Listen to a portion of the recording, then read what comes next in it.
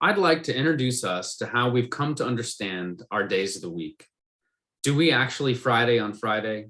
Do we Saturday on Saturday? Do we Sunday on Sunday? Is time just empty? Is it like we're floating through space using watches without any kind of connection to sunrise? Have we forgotten the sun? Have we forgotten the equinox? Is time for us connected anymore in any way to nature, to anything? Or have we created an empty continuum? Today, I want to look at the continuum that we've created for time. I want us to recognize that our time is not empty.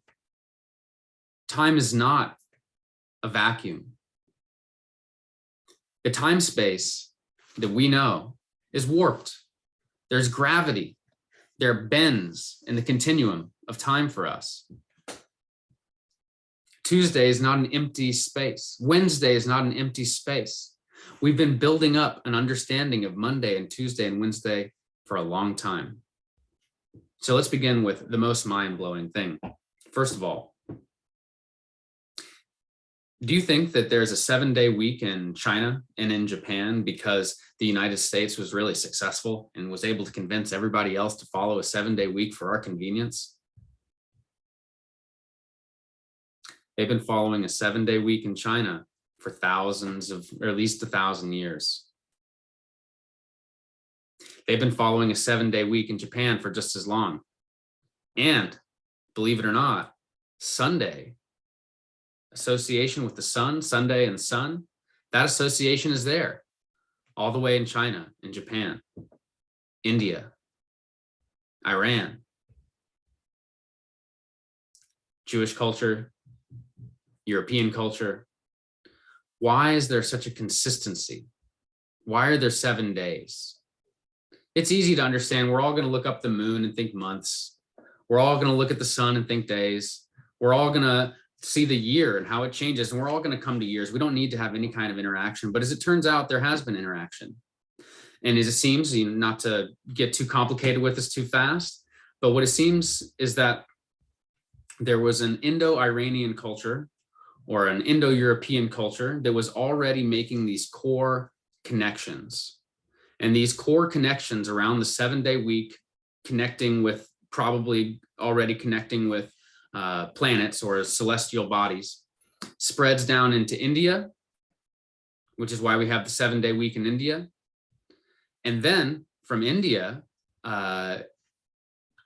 shifts from Hinduism into Buddhism. And then with Buddhism, Buddhism is a diasporic, Buddhism is a traveling religion. So Buddhism will travel into China and into Japan. So it seems that actually we followed a 7-day week, and this is just somewhat stable theory, that we followed the evolution, we follow the 7-day week moving from the Indo-European cultures, Indo-Iranian cultures down into India, becoming Buddhism, going into Asia, into China, and Japan, into Japan. So we're talking about very, very old 7-day weeks. It's very old for us to have a 7-day week. So all over the world, Sunday and the sun is very familiar. It's not an empty day. It's not a clear continuum. So what I want us to do is I want us to look through the 7-day week. I want us to think a little bit about what it is, where it came from, and if it has any influence on us still now. So let's peel the onion backward, starting with the words as we're most familiar with them. Sunday, Monday, Tuesday, Wednesday, Thursday, Friday, Saturday. These come from the Anglo-Saxon days of the week. Anglo-Saxon, of course, it comes from there because of the English culture, English-speaking world. So for the English-speaking world, Sunday, Monday, Tuesday, Wednesday, Thursday, Friday, Saturday. This comes from, I'm going to avoid pronouncing words I know I'm going to say terribly just to make this video irrelevant and useless. But there you see the Anglo-Saxon days of the week. You see the Sun, Mun, Tu, Wod. And why is Wednesday? It's one of the weirdest words. As a kid, it's obvious that the end comes before the D. Wednesday. But we say Wednesday, because it's Woden, because it's Odin. So as we go from the Anglo-Saxon days of the week, we find that the Anglo-Saxon days of the week are based on Anglo-Saxon deities, names for their deities, or actually, because the Anglo-Saxons drew so heavily, move my Oculus here, because the Anglo-Saxons drew so heavily from the Norse, you see a lot of Norse deities as the foundation for the days of the week as we know them now. So let's go over that a little bit. We see that Sunday, there it is, Sol, or Sun, Suni. Again, shouldn't be saying names. But there we see the words. But this is the day of the sun god. This is also, well, let's stick with them, right? Day of the sun god. Then you see the same thing for Mani, Monday. Another word, Munda, for Mani, the moon god. And of course, in the Norse tradition, the sun and the moon are partners, chasing each other. In fact, they're chased by wolves. And if wolves ever catch them as they circle the earth, then this will bring the end of time. Wolves, however, circling the earth, these are the stars. This is my leap. I believe they're stars. And this has to do with the fact that we can see the Milky Way and its association with wolves.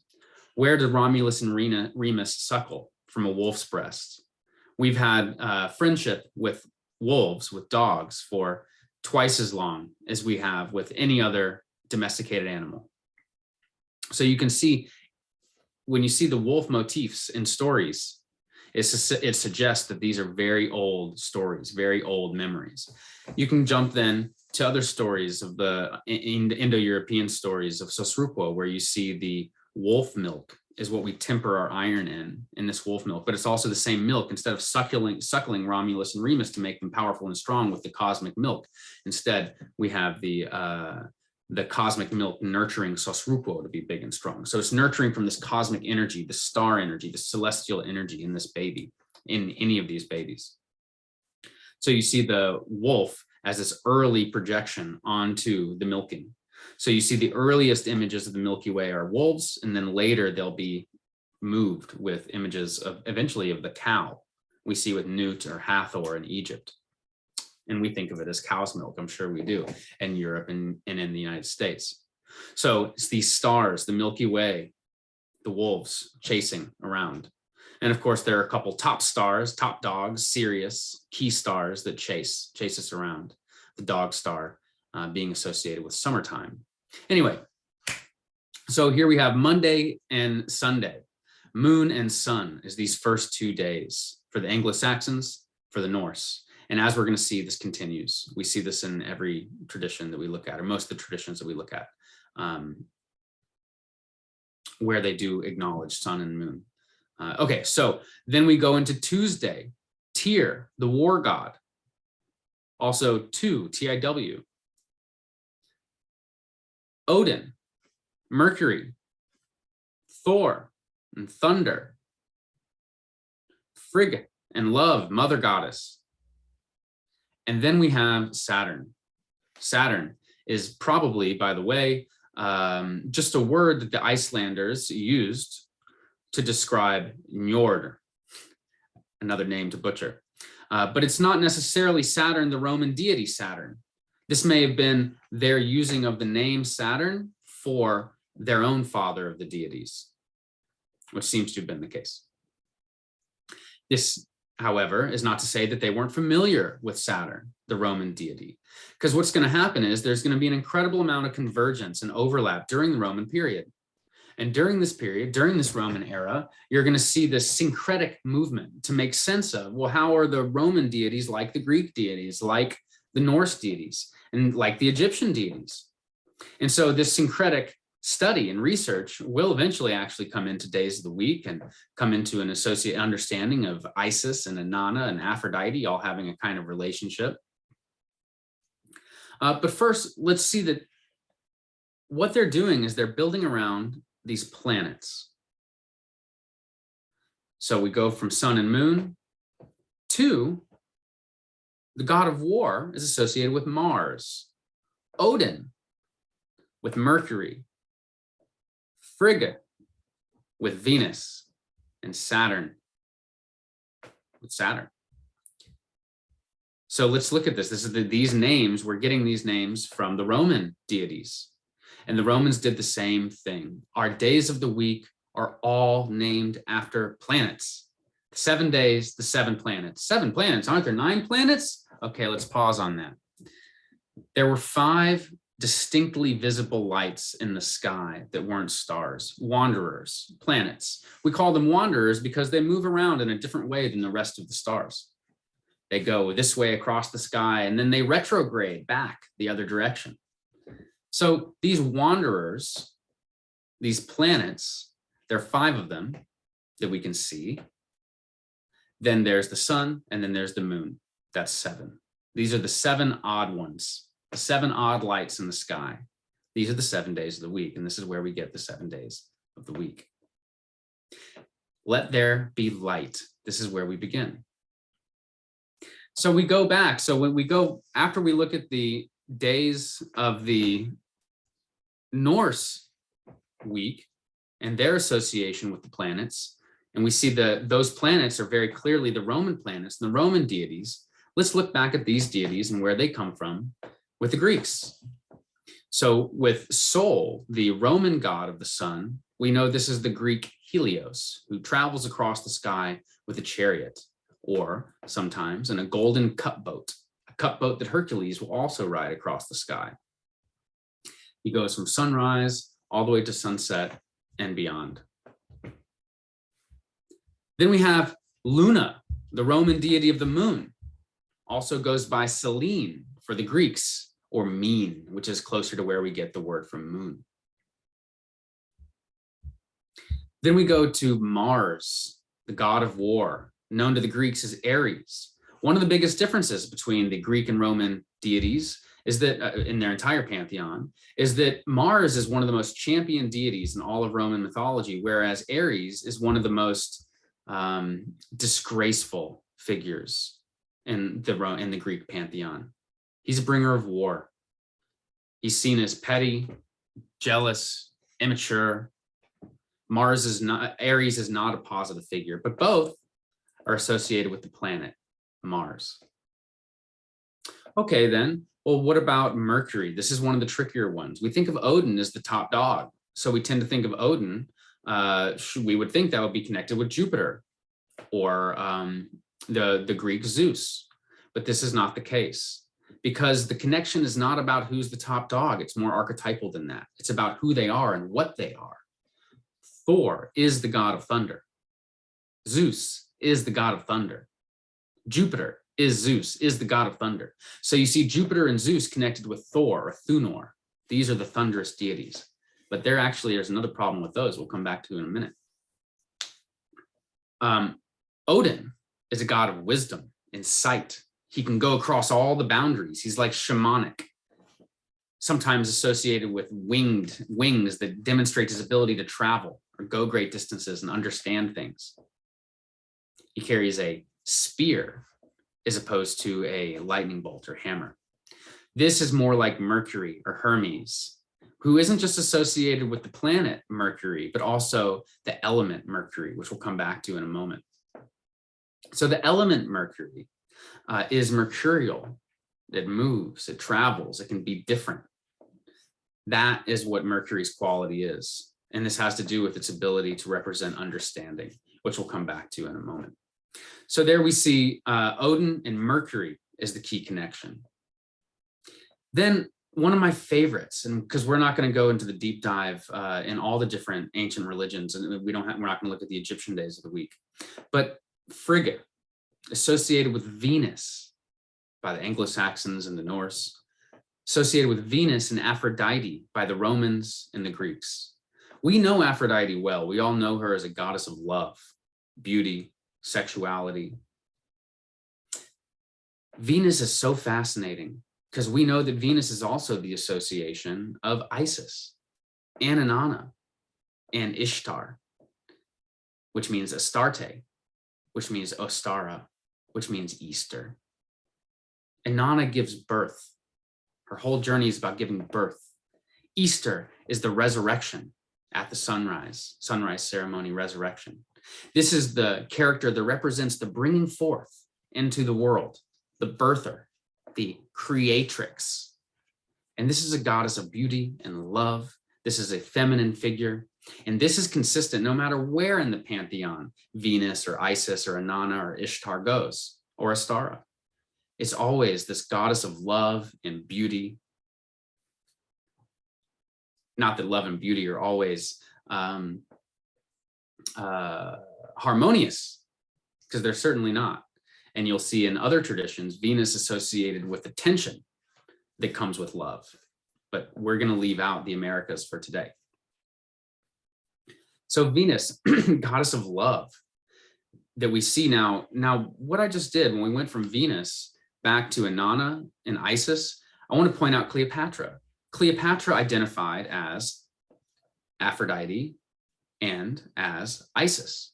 Aphrodite, Isis. She appeared as Aphrodite to Mark Antony, and she appeared as Isis at other times, but also in an incarnation of Isis as a mat, as a rug, as the fabric of existence to Caesar, the desirer of great power, the one who wants to take over the mat of the world, the fabric of existence. She seduced him that way. But here is Cleopatra living into these figures. And how does this connection between Isis and Aphrodite come? It comes from this connection through Venus, this archetypal understanding of these deities. But then we follow back all the way to Astarte, Ishtar, and Inanna. And Inanna, we again see a figure associated with love, sexuality, and birth. And so actually for me, by now as a mythologist, for me, and I think that this is just to give you a sense of what I think it was like for people that were steeped in all these different mythologies, these deities, the comparison of fades. I still recognize and appreciate these different clothings that appear in different traditions. But what really gets interesting to me is this consistency, this archetypal resonance that emerges, that clarifies when you start to see the juxtaposition of Frigga with Inanna, with Isis, with Ishtar, Astarte, Easter, etc. So that's our Friday. Now the question is for you, do we Friday on Fridays? Are our Fridays about love? Are our Fridays about sexuality? Are our Fridays about beauty, luxury? These are the things associated with these deities associated that are Friday, that are Venus. Very different than Saturday. Saturday is Saturn, Kronos, father of the gods. Now, when we think about Saturn, we got to think about two different things. Saturn before the fall, his fall, and Saturn after his fall. Before his fall, Saturn was the ruler of the golden age, the one who made sure all the clocks ran right. Saturn, the Roman deity, is the Greek Kronos. And so here we are, and we need to talk about time itself. He is Father Time, Chronos, chronology, chronometer. This is where we get the word for time. Chronicle, right? So Kronos is the master of time. And the golden age is when time is mastered. The golden age is when there's balance. The golden age is when there's harmony. The golden age is when the train set runs perfectly. No surprise that he's Saturn, the one with this perfect ring of time wrapped around the planet, representing this perfect orbit, this perfect consistency, this perfect loop of time. Saturn, master of time, master. They're Saturn. Now, the thing about that though, now this is, by the way, this helps us understand why there'd be a connection to Njord, to the Norse figure of the father of the gods, because he's not an evil devouring figure, which is going to be where Kronos goes with his archetype. He is the master of the trade routes. He's the guide of the trade routes, making sure the kind of king, the founder, the patron of the consistency of these orbits. So it makes sense that we would have this connection. However, the master of trade routes, they can all of a sudden squeeze. What happens when if Istanbul, if Turkey were to squeeze closed that gap between the Black Sea and the Aegean, and we weren't allowing grain from Ukraine to the rest of the world. These squeezes, these choke points, they exist. The Straits of Gibraltar connecting the Mediterranean to the Atlantic, the Suez Canal, these choke points. Well, mythologically, there's a figure who squeezed, squat a choke point. His name was Sisyphus. Sisyphus tried to squeeze the choke point. He tried to say, all right, I got control of this little strait, this little isthmus. Everybody's got to pass through here to get from one side to the other. I'm going to tax them. Well, that was not okay. That was seen as against the Greek hospitality rules, and he would eventually be punished. So Saturday, the master of order, the master of trade, the master of this consistency, if he ever squeezes, becomes a devouring figure. If he ever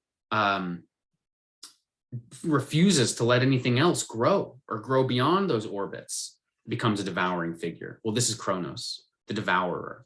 So Saturday, let me ask you about your Saturday. Is your Saturday a golden era where you celebrate the fact that your whole life is in order and everything is organized and you just get to kick back and love the train set that is your days, that is your life? Is Saturday your golden day, your golden age?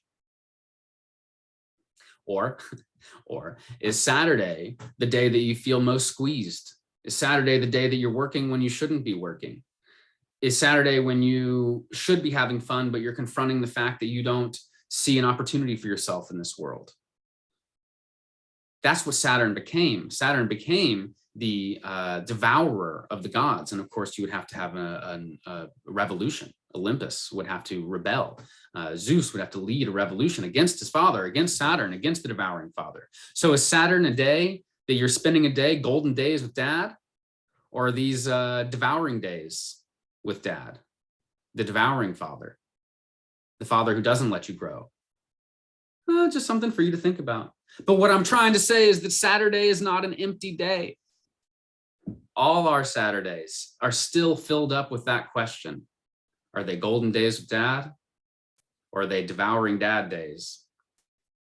We've all got a little bit of those experiences. All got a little bit of both of those experiences. And isn't it so interesting that that conflict, that tension between what our Saturdays are all about, the golden days or the devouring days, it's still there, and it's confused even in the words and which Saturday, which name we're using. Are we using the Norse positive figure or the Greek negative figure? Or actually, is the connection the fact that the Greek figure was originally positive? Okay, so there we have our Greek and Roman connection. So we've grown Anglo-Saxon into the Norse, into the Greek and Roman, right? That's most of where we've gotten our days. We've got the days of the week. Now we've got the planets locked in. But what about the other source of the 7 days that is foundational to the Western world? That's, of course, the Jewish calendar, the Jewish days of the week, the Jewish days of creation. Let there be light, it says in Genesis. This is when God creates light. Then the sky on day 2. Then dry land, seas, plants, and trees on day 3. Then the sun, moon, and stars on day 4. Then the sky and sea creatures on day 5. Then on day 6, the land animals, and finally the humans. And then on day 7, as we all know, famously, God rested. This is the Sabbath day, the rest day. And this comes from a Sumerian or a Babylonian term, sabbatum. And we know this word sabbatical. This is the rest day. And a sabbatical comes in the 7th year. Sabbat is both 7. It's where we get the 7th year. Sabbatical on the 7th as the rest day.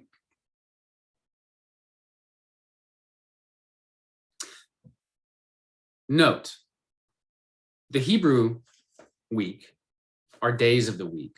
1, 2, 3, 4, 5. Not so much of a direct association with planets. However, the first day is a day of letting there be light. And we notice this consistency, Sabbat, Saturn. There's a relationship. This is the day of the Lord, the day of the Father, and the day of rest. Remember, Saturn is the father of the gods.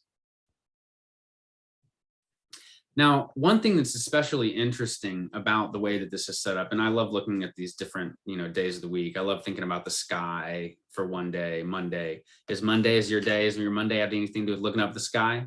I don't know. And does the moon have anything to do with creating the sky? I can see Sunday being associated with the sun, but I don't think that's exactly what's going on. I think something more profound is happening. Let's talk about it in a second. Dry land, seas, plants, and trees. Is there anything about your Tuesday when it comes to the world? Land, seas, plants, and trees. Is there anything warlike? Does land have anything to do with war? Does sea have anything to do with war? Does war have anything to do with territory? Because territory was created on the day that the rest of these traditions associate with war. And what about sun, moon, and stars? That's Odin's day, Wind's day. I wonder what that could have to do with this figure. Is that what Odin's contemplating? Jupiter, sky and sea creatures, Lord of the creatures. These are the creatures over which humans, in theory, as the story goes, over which we lord. Then on Friday, the land animals, and then humans. Do we human on Friday? I think we might be the most human on Friday. Are we, are we human or are we dancers? I think on Friday, it's the same thing, right? Friday. Is there something about, are we animals on Friday? Are we animals? Are we more animal-like on Friday? Are we more human-like on Friday? Is there something love related? Is there something about love and body connecting Venus and animals? Is there something animalistic about Venus and body and human and material? Could that association of the goddess of love, who is then also associated with Eve and Mary, is the fall that they represent into the body, into these animals, into these humans? What I'm trying to suggest is that as far away as you might possibly get between these days of the week being connected with the planets and the days of the week being connected with the elements of creation, it is worth the research question. Once you see the alignments, once you can see that this day of the week is associated with this planet and that same day of the week is associated with these elements of creation, you've got to ask the question. You got to be curious. Okay, one more thing before we go a little deeper. One more thing. The days of creation and the days of the week. We start with the days of the week, but we have the days of creation. The Jewish days of creation are the days of the week. So let's say we've got the days of creation, are the days of the week, are the planets, are the days of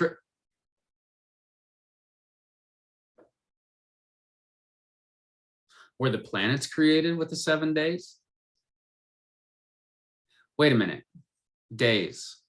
When I was a kid, I used to say it's sun time. So what if instead of daytime, we say it's sun time? And what if instead of calling the sun, we called it the day? And what if instead of calling it just the sun the day, what if we called any of those weird lights in the sky the day? Daylight, all those 7 days, those 7 lights, different than all the starlights, these 7 weird lights, the 7 days.